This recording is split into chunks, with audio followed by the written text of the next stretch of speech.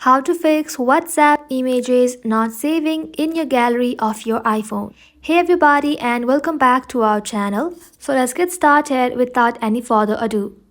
So for that, simply go ahead and open WhatsApp application in your mobile device. Once you open WhatsApp, make sure that you sign into your WhatsApp account. Now once you are signed in, you'll see this kind of interface.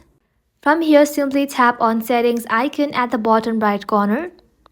Now once you are inside settings, scroll below and then tap on storage and data.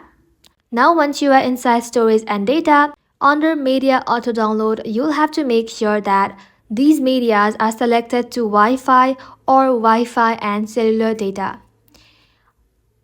Now once it is done, head back to settings again. From here, tap on chats and simply toggle on the button that says save to photos. This option will automatically save your photos and videos you received to your gallery. And with that, you'll be able to save your WhatsApp images on your gallery of your iPhone. And that is it for today's video, guys. Thank you all for watching the video till the very end and stay tuned until our next upload.